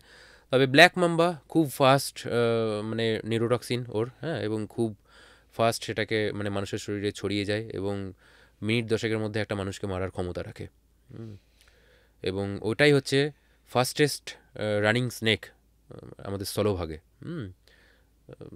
প্রচণ্ড স্পিডে ছুটতে পারে। আমাদের এদিকে কি হয়, আমাদের এদিকে যে সমস্ত সাপগুলো প্রচণ্ড স্পিডে ছুটতে পারে সেগুলো কেউই ভেনামাস না, সেগুলো সব নন ভেনামাস। যেরকম দারাস খুব স্পিডে ছুটতে পারে, বেতাছড়া, এই সমস্ত সাপগুলো খুব স্পিডে ছুটতে পারে, কিন্তু এগুলো নন ভেনামাস। বাইরের দেশে এরকম কিছু ছুটে চলে যেতে পারে এবং জলের মধ্যে থাকে, এরকম কিছু বিষধর সাপও রয়েছে। আমাদের দেশে বিশেষ করে আমাদের রিজিয়নটাই দক্ষিণ পূর্ব এই সাইডগুলোতে কোনো বিষধর সাপ জলে থাকবে না, আবার উপরে থাকবে না, গাছে থাকবে না, বা দোতলায় উঠতে পারবে না, তিনতলায় উঠতে পারবে না। এদিক থেকে তুমি এই বিষয়টা সেফ রয়েছো। কিন্তু বাইরের দেশে এরকম প্রচুর সাপ রয়েছে যারা জলে থাকে অথচ তীব্র বিষধর, মিষ্টি জলেই থাকবে, আবার গাছে থাকে তীব্র বিষধর। আবার ব্ল্যাক মাম্বার তো কোনো কথাই নেই, ও তো যেখানে সেখানে দৌড়ে বেড়াবে, যত খুশি হাইট, গাছে উঠে বা বিল্ডিংয়ে উঠে, তিনতলা চারতলা বিল্ডিং যেখানে সেখানে উঠে যেতে পারে, হ্যাঁ, কিছু যায় আসে না। কিছু যায় আসে না। তো আমাদের এদিকে কিন্তু সেদিক থেকে অনেক সেফ, মানে বিষধর সাপ কিছু ক্রাইটেরিয়া রয়েছে, এক্সেপশন হতেই পারে, ব্যতিক্রম হতেই পারে, কিন্তু কিছু ক্রাইটেরিয়া রয়েছে যে এই জায়গাগুলোই আছে, মানে সেটা নির্বিষ কিছু একটা। আরেকটা সাপের বিষয়ে জানতে খুব ইচ্ছে করছে, সেটা হচ্ছে কিং কোবরা। কিং কোবরা কি আমাদের রাজ্যে আছে? আমাদের এ রাজ্যে আছে, কিছু সুন্দরবনের দিকে রয়েছে, কিছু ডুয়ার্স এরিয়াতে রয়েছে, চা বাগান থেকে মাঝে মধ্যে এই রেস্কিউয়ের খবর আমরা পাই। তো দক্ষিণবঙ্গে সেরকম নেই, মানে সমতলে নেই, পাহাড়ে রয়েছে। সমতলে নেই, কিছু পুরুলিয়া ওই সমস্ত জঙ্গলগুলোতে আবার কিছু আছে। কতটা বিষধর কিং কোবরা? মারাত্মক, মারাত্মক বিষধর। ও একবারে যতটা বিষ ঢালে তাতে প্রায় গোটা 30 মানুষ মারা যেতে পারে, একটা হাতি 10-15 মিনিটের মধ্যে মারা যেতে পারে, এতটাই তীব্র বিষধর। কিন্তু ও চট করে বাইট করতে চায় না মানুষকে, কারণ আমরা এরকম বিগত দিনে অনেক উদ্ধার কাজ দেখেছি যেখানে রেস্কিউয়ার এবং কিংকোবরা একদম মুখোমুখি হয়ে গেছে, কিন্তু যেখানে চাইলেও বাইট করতে পারতো কিন্তু ও বাইট করেনি, ওর পোটেনশিয়াল জানে। নামটাও কিংকোবরা আমরা ওই কারণেই ওকে কিং বলি। কিং দেখবে সিংহকে বলি, যার সামনে খিদে যখন পেটে থাকে না, হরিণ সামনে ঘুরে বেড়ায়, কিন্তু ও কিন্তু অ্যাটাক করে না। তো এও ওই রকম। কিংকোবরার নাম এই কারণে বলা হয় যে ও চট করে মানুষকে বাইট করে না, খুব না উত্ত্যক্ত করলে বা সেই রকম সিচুয়েশনে পড়ে গেলে। আদারওয়াইজ ও শুধুমাত্র শিকার ধরার জন্যই ও বিষটাকে ব্যবহার করে। তার মানে তুমি বলছো যে নর্থ বেঙ্গলের দিকে এবং সুন্দরবনের দিকে এখনো পর্যন্ত কিং কোবরা আছে? হ্যাঁ, এবং আমরা তারা মাঝে মধ্যেই মারাত্মক। ডুয়ার্সের চা বাগানে, ও মেনলি চা বাগানগুলোই খুব প্রেফার করে, এবং চা বাগানে থেকে উদ্ধার করতে আমরা মাঝে মধ্যেই আমরা খবর পাই। এই কিং কোবরাই হলো শঙ্খচূড়। শঙ্খচূড় মানে খুব কমই পাওয়া যায়, কিন্তু খুব কম, হ্যাঁ, সংখ্যায় কমে গেছে অনেক, কারণ ওই যে বললাম না, বড় সাপগুলো মানুষ বেশি মেরে ফেলে, তো ওই চক্করেই দিন দিন কমে যাচ্ছে। সে আমাদের ইন্ডিয়ান রক পাইথন বলো, বা কিং কোবরা, বা ওদিকে যেটাকে শঙ্খিনী বলছে, ব্যান্ডেড ক্রেট, সমস্ত বড় দেখতে সুন্দর সাপগুলো মানুষের চোখে পড়ে যায়। মানুষ বিগত দিনে মেরে ফেলেছে প্রচুর, এই কারণে এরা কমে যাচ্ছে দিন দিন। তুমি বড় সাপের কথা যখন বললে তাহলে একটা প্রশ্ন করতেই হবে, সেটা হচ্ছে অ্যানাকোন্ডা। মানে অ্যানাকোন্ডা কি সত্যি আছে? না, অ্যানাকন্ডার কোনো অস্তিত্ব পৃথিবীতে নেই। এটা শুধুমাত্র তুমি মুভিতে পাবে, সিনেমাতে পাবে, গল্পে পাবে, আর্টিকেলে পাবে, বাট অ্যাকচুয়ালি পৃথিবীতে অ্যানাকন্ডা বলে কোনো সাপের প্রজাতি এক্সিস্ট করে না। সত্যি? একদম। আমরা কিন্তু জানি যে অ্যানাকোন্ডা নামে একটা সাপ আছে, যারা অতটাও বড় নয় কিন্তু আফ্রিকায় পাওয়া যায়। না না না, অ্যানাকন্ডা বলে কিছু নেই। যেটা রয়েছে বড় সাপের মধ্যে সেটা হচ্ছে পাইথন। পাইথনের অনেকগুলো সাবস্পিসিস রয়েছে। আমাদের ইন্ডিয়াতে যেরকম Indian rock Python, Burmese Python, এইগুলো পাওয়া যায়। এগুলোর হাইট ম্যাক্স টু ম্যাক্স তোমার 20 ফিট, 15 থেকে 20 মধ্যে থাকে। সব থেকে বড় যেটা, সেটা রেটিকুলেটেড পাইথন। ওটা প্রায় তোমার 30 ফুট 32 ফুট পর্যন্ত লম্বা হয়ে যেতে পারে। সেকেন্ড পজিশনে একটা রয়েছে, সেটাকে বলে তোমার গ্রিন অ্যানাকন্ডা। ওর নাম গ্রিন অ্যানাকন্ডা কারণ হচ্ছে ও অ্যানাকন্ডার যেরকম মুভিতে দেখানো হয়েছে ওই ধরনের মোটা হয়, বেশ মোটা হয়। ওই 25 ফুট মতো ওর লেন্থ হয়। তো ওইটাকে শর্টকাট করে মানুষ অ্যানাকন্ডা বলতেই পারে, কিন্তু অ্যানাকন্ডা বলতে আমরা যেটা বুঝি, যেটা মুভিতে দেখেছি বা আমরা গল্পে পড়ি, সেই অ্যানাকন্ডা পৃথিবীতে কিন্তু অ্যাকচুয়ালি নেই। তার মানে এখানেও একটা ভুল ধারণা আমাদের কাজ করে, তাই তো? একদম। একদম, এই আলোচনা তো চলতেই থাকবে। এবার একটু আমি তোমার ব্যাপারে আসি। তোমার চ্যানেলটা কি হলো, কেন সমস্যা হলো? চ্যানেলের একটু সমস্যা চলছে। সমস্যা বলতে তোমার লাস্ট আগস্ট থেকে সমস্যাটা স্টার্ট হয়েছে। তোমার হঠাৎ করে একদিন দেখছি যে গ্রাফিক কন্টেন্ট, অ্যানিম্যাল অ্যাবিউজ দিয়ে একটা ভিডিওতে স্ট্রাইক মেরে ভিডিওটাকে উড়িয়ে দিয়েছে। এবং 3-4 দিন গ্যাপে গ্যাপে, ওই টাইমটা আমার খুব বাজে, ইভেন এখনও যাচ্ছে, মানে আগস্ট মাস থেকে জিনিসটা শুরু হয়েছে। ঠিক 3-4 দিন গ্যাপ দিয়ে দিয়ে একটা করে বোম মারছে। স্ট্রাইক?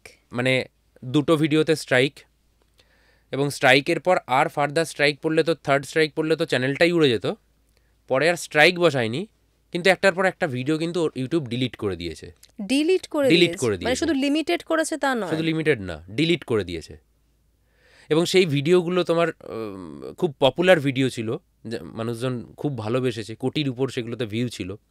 যেটা তোমাদের কলকাতাতেই এই যাদবপুরে একবার আমি এসেছিলাম কোনো একটা কাজে, তো যাই হোক একটা ভাই ডেকেছিল, একটা কুকুরের গলায় তার আটকে গেছিলো। তো সেই তারটা কেটে বাচ্চাটাকে যখন আমি এই পিছনে দুপা ধরে জাস্ট রিলিজ করলাম, ওই সেকেন্ডটাকে ওরা কাউন্ট করেছে। ওই সেকেন্ডটা দেখাচ্ছে, যে সেকেন্ডে মানে যে টাইমে আমি পেছনের পাটা ধরে আছি, ওইটা নাকি অ্যানিম্যাল অ্যাবিউজ হয়ে গেছে। মানে তুমি গ্রাফিক অ্যানিমালকে কন্টেন্ট, বাঁচাচ্ছ, সেটা ওরা হেল্প বলছে করছো, যে সেটা অ্যাবিউজ অ্যানিমাল করছি। অ্যাবিউজ।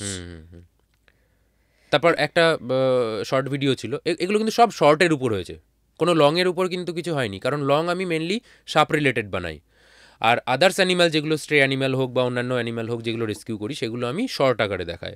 তো শর্টের উপরেই কিন্তু টোটাল ব্যাপারটা গেছে, সাপ নিয়ে কিচ্ছু সাপ হয়নি? নিয়ে কিচ্ছু হয়নি। তোমার আর একটা ভিডিওতে আমি দেখিয়েছিলাম যে ওটা আমার লাইফের বলতে পারো সব থেকে টাফ রেস্কিউ ছিল। বিড়ালের বাচ্চা ছিল, 4টে বিড়ালের বাচ্চা, মাই নিয়ে গিয়ে রেখেছিল, একটু গরম গরম পেয়েছিল, হালকা হালকা মানে পিচ গরম ছিল, ওর উপর রেখেছিল। এক রাতেই কী হয়েছে, সব বাচ্চাগুলো আস্তে আস্তে আস্তে ঢুকতে লেগেছে, মানে গরম পিচ প্লাস, মানে পিচ অতটা গরম ছিল না, হয়তো হয়তো বডি হিটেই হয়তো ওরা আরও বেশি ওরকমভাবে গরম পেয়েছে। তো সারা রাত ধরো ছিল, তো আস্তে আস্তে ঢুকতে লেগেছে, পিচের ভিতর ঢুকে গেছে, আটকে গেছিলো।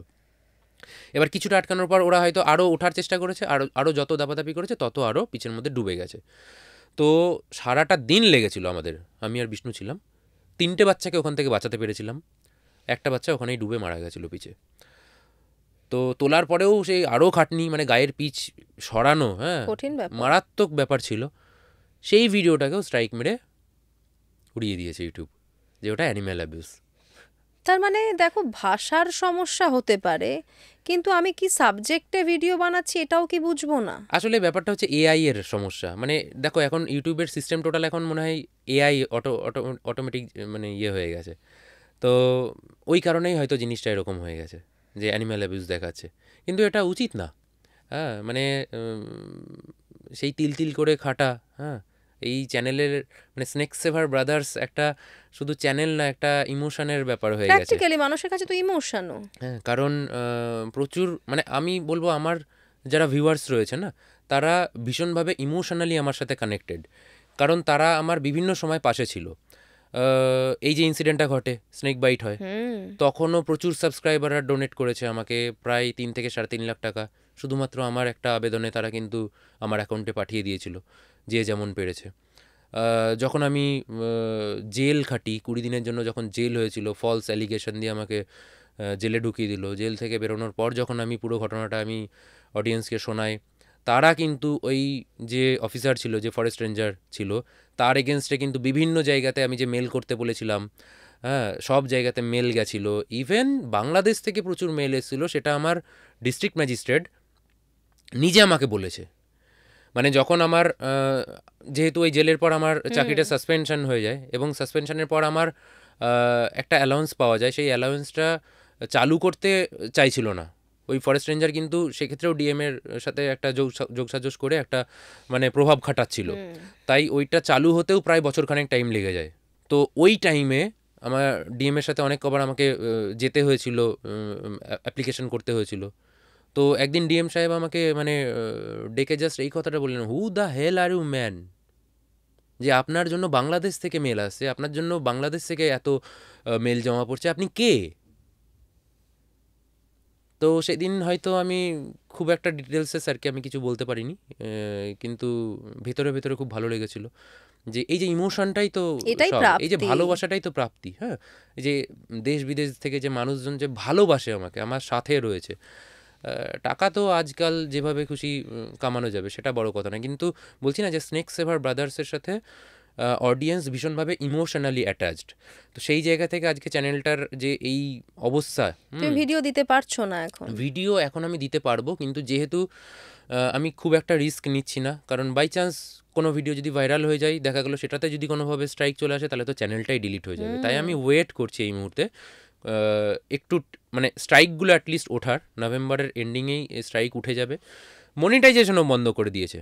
তোমাকে বলছি না, ওই 3-4 দিন গ্যাপ দিয়ে দিয়ে ইউটিউব একটার পর একটা বোম মেরে যাচ্ছে। মানে তোমার চ্যানেলটাকে টার্গেট টার্গেট করা করে নিয়েছে, হলো? জানি না কি কারণে টার্গেট করেছে, আমি কিছুই জানি না, কিন্তু আমি জাস্ট ওই টাইমে যখন একটার পর একটা হয়েই যাচ্ছে, আমি বহু দিকে বহু যোগাযোগ করার চেষ্টা করেছি, কিন্তু আলটিমেটলি কোনোভাবেই সুরাহা কিছু হয়নি। ইভেন আমি পাবলিকের অডিয়েন্সের জন্য আমি একটা বার্তা দিয়েছিলাম যে আপনারা টুইট করুন টিম ইউটিউবকে। তো সেখানেও কিন্তু সেভ স্নেক সেভার ব্রাদার্স ইউটিউব চ্যানেল এরকমভাবে হ্যাশট্যাগ দিয়ে কিন্তু জিনিসটা কিন্তু ট্রেন্ডিং হয়েও ছিল, এবং ওই কারণে টুইটার থেকে আমার কাছে রিপ্লাই আসে যে আপনি একটা অ্যাপিল ভিডিও বানান, যে আপনার কাজ কিভাবে করেন, কিভাবে দেখানো হয়, কিভাবে এডিটিং হয়, টোটাল ব্যাপারটা আপনি দেখান, যেটা হয় আর কি অ্যাপিল ভিডিওর মাধ্যমে। তো আমি অ্যাপিল ভিডিও তৈরি করলাম, সেই অ্যাপিল ভিডিও আমি সাবমিট করলাম, কিন্তু মানে দুঃখের বিষয় দিদি, সেই অ্যাপিল ভিডিওটা পর্যন্ত সিন হয়নি। মানে ওটা তো আনলিস্টেড করে ওখানে লিঙ্কটা দিতে হয়, এবার আনলিস্টেড ভিডিও যখন সিন হবে 1 2 3 ওটা দেখা যায়, তো কিন্তু আজ পর্যন্ত ওই অ্যাপিল ভিডিও ওইভাবেই পড়ে রয়েছে, নীল হয়ে রয়েছে, ইউটিউব ওটা দেখেইনি। কিন্তু তারপরে আবার রিপোর্ট চলে এসেছে যে না, ওরা যে ডিসিশানে আগে ছিল সেই ডিসিশানেই ওরা এখনও রয়েছে, কোনো চেঞ্জেস কিছু হবে না, কোনো স্ট্রাইক উঠবে না, মনিটাইজেশনও অন হবে না, যেমনভাবে আছে সেই ডিসিশনই, সেই সিদ্ধান্তই থাকবে। তুমি একটা জিনিস ভাবো, আমি তোমার কথা শুনতে শুনতে ভাবছিলাম, এখন কত মানুষ এই সোশ্যাল মিডিয়ায় কন্টেন্ট তৈরি করেন, এটা তাদের জীবিকা। এই এআই আমাদের অনেক হেল্প করছে, কিন্তু এই এআই আমাদের কতটা ভয়ঙ্কর বিপদে ফেলে দিতে পারে, কত মানুষ বিপদে পড়তে পারে। আমি তোমার কথা শুনতে শুনতে সেটাই ভাবছিলাম। খারাপ তো একটা লাগেই দিদি, 28 লক্ষ সাবস্ক্রাইবার, এত মানুষ ভালোবেসেছে, হ্যাঁ, মানে এত কিছু সহ্য করে মানে চ্যানেলটাকে টিকিয়ে রেখেছি, সব থেকে বড় কথা। প্রচুর প্রতিবন্ধকতা অতিক্রম করে এই জায়গাটায় আজকে এসেছি, তারপরে যখন চ্যানেলটা নিয়ে এইরকম একটা জায়গায় চলে যায়, খারাপ তো লাগেই। আমাদের কিন্তু সত্যি সত্যি যারা ধরো এই সোশ্যাল মিডিয়ায় কন্টেন্ট বানাই, আমরা কিছু না কিছু বানাচ্ছি, সেটা থেকে সেটা আমাদের জীবিকা প্র্যাকটিক্যালি, তখন আমাদের মনে হয় অল্টারনেট অপশনও কিছু রাখতে হবে, যা দিনকাল এসেছে। অবশ্যই, মানে সোশ্যাল মিডিয়াটা এখন এমন হয়ে গেছে, মানে তুমি সোশ্যাল মিডিয়াকে তুমি 100% তুমি ট্রাস্ট করতে পারবে না। এ যে কোনো সময় আজ আছে তো কাল নেই, এরকম হয়ে যেতেই পারে। সেই জায়গা থেকে আমি নতুন একটা চ্যানেল তৈরি করেছি, টিম শাশ্বত নাম দিয়েছি। সেখানেও মানুষজন খুব ভালো ভালোবাসছে, রেসপন্স রেসপন্স আসছে। আসছে, খারাপ আসছে না, ভালোই আসছে। আপাতত ওটাতেই কাজ চলছে এবং ভবিষ্যতে যদি স্নেক সেভার ব্রাদার্স ঠিক হয়ে যায় তাহলে দুটোতেই কাজ প্যারালালি চলবে। তার মানে তুমি এটাকে তখন বাদ দেবে না, না না, একদমই না, বাদ দেওয়ার কোনো মানে প্রশ্নই প্ল্যান বি আসছে না। রাখতেই হবে। অবশ্যই অবশ্যই এটা প্ল্যান বি হিসেবে থাকবে এবং দুটোতেই প্যারালালি ভিডিও আসবে, কাজ চলবে। যেহেতু তুমি ভীষণ সাকসেসফুল একটা চ্যানেল বানিয়েছো নিজে, তাই তোমার কাছ থেকে কটা জিনিস আমি একটু জানতে চাইবো, মানে তোমার এই সাবজেক্টের বাইরে। সেটা হচ্ছে সোশ্যাল মিডিয়া যারা ধরো কাজ করছে এখন, যারা ধরো তোমাকে আইডল মনে করে যে তোমার মতো করে কাজ করবে, হুম। তাদের তুমি কি বলবে, মানে কি কি দিক তাদের দেখা দরকার? দেখো আমার সবসময় মনে হয় যে আলটিমেটলি তোমার কাজটাই তোমাকে এগিয়ে দেবে। কোনো মানে প্রমোশন, কোনো কেউ একটু তোমাকে এগিয়ে দিল, কোনোভাবে হেল্প করে দিল, সেটাতে সাকসেসফুল হওয়া যাবে না, কারণ সেটাতে সাময়িক হয়তো কিছু তুমি এগোবে বাট লং টার্মে তোমাকে তোমার কাজই এগিয়ে নিয়ে যাবে। ভাবো আজকে আমার 28 লাখ সাবস্ক্রাইবার করেছে কিন্তু জাস্ট আমার এই হাতের এই ফোনটা, নর্মাল, এটা কোনো আইফোনও না, দেখে বুঝতে পারছো। এই জাস্ট একটা ফোন কিন্তু আমাকে 0 থেকে 28.5 লাখ সাবস্ক্রাইবার নিয়ে এসেছে। টোটাল ভিডিও শ্যুট থেকে এডিট এই একটা ফোনেই হয়। তো এক্ষেত্রে অনেকে দেখবে বিরাট কিছু স্টুডিও বানায়, বিরাট ক্যামেরা সেট আপ করে, তারপরেও হয়তো ঠিকঠাক তাদের ভিউজ আসে না বা সাবস্ক্রাইবার গেন হয় না। তো আমি মনে করি যে কাজটাই তোমাকে এগিয়ে দেবে। তার সাথে কত ভালোভাবে তুমি মানুষের সাথে ইন্টারঅ্যাক্ট করতে পারছো, কত ভালোভাবে মানুষ তোমাকে নিচ্ছে, এটা কিছুটা আমি মানে যখন আমার সাথে কোনো সাবস্ক্রাইবারের দেখা হয় তারা একটা কথা আমাকে বলে যে দাদা আপনার কথা বলার স্টাইলটা খুব ভালো লাগে। তো হয়তো আমি যেভাবে বলি সেটা মানুষের সাথে খুব ম্যাচ করে যায়, তারা খুব ভালোভাবে জিনিসটা সাইকোলজিক্যালি হ্যাঁ, তাদের সাথে ম্যাচ আপ হয়ে যায়। এনার্জি ভীষণ হাই থাকে হুম, তোমার। হুম, হুম। তো এই ব্যাপারগুলো হয়তো ক্যাচি হয়ে যায়, মানুষের সাথে ক্যাচ করে নেয় সেটাকে। নতুন চ্যানেলটা খুব ভালো চলুক, পুরনো চ্যানেলের প্রবলেমটাও সলভ হয়ে যাক, তুমি তোমার কাজ খুব ভালো চালিয়ে যাও, এটাই উইশ করব। আশীর্বাদ করো, ভালোবাসা দাও, তোমার সাবস্ক্রাইবারদেরকেও বলে দাও। আমরা প্রে করতে পারি অবশ্যই। অবশ্যই অবশ্যই সব ভালো হবে, খুব ভালো থেকো, আবারও কিন্তু আমরা একদিন আড্ডা মারবো। অবশ্যই একদিন। Thank you so much.